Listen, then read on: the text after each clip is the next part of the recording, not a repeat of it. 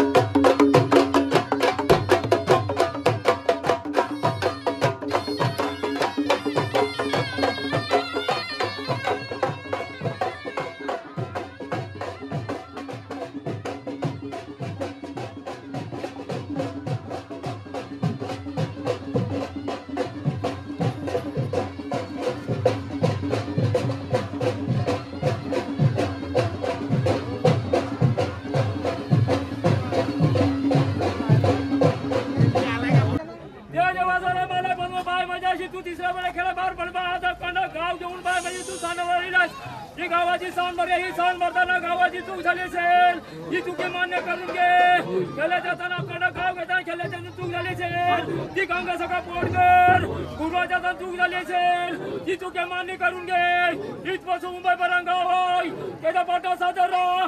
गावामध्ये काय रोग येईल तो तू तिकडे सगळं दूर कर. मुंबईला काय सान भरतात ती सुद्धा मान्य करून घे. आणि ही वर्षाची गावांची सान भरायची शिमग्याची मान्य करून हराला महाराज.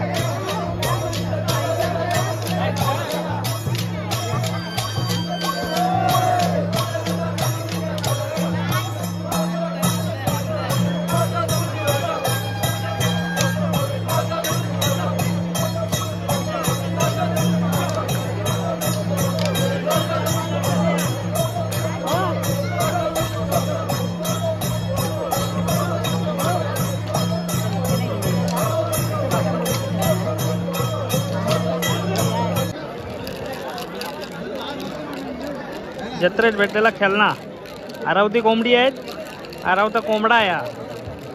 कोणाला पाहिजे असेल तर घेऊन जा परडीला.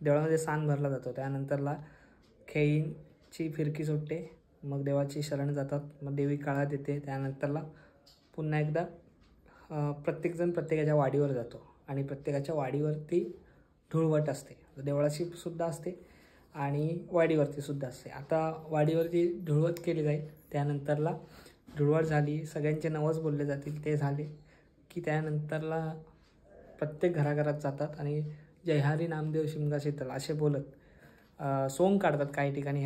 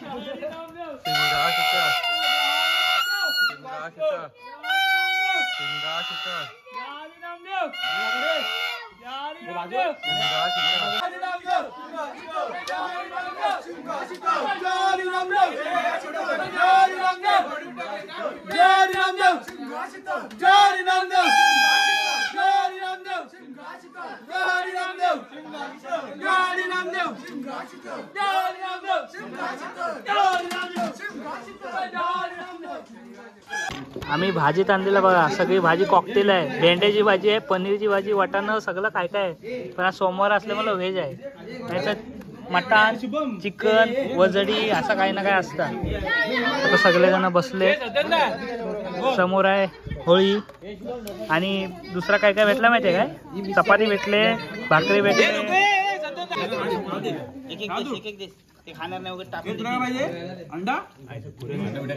कॉकटेल आहे, सगळ्या भाज्या मिक्स आहेत, पुऱ्या वडा मिक्स आहे. हे तुला बस एवढा काय पाहिजे, सगळे बसलेत लाईनीत.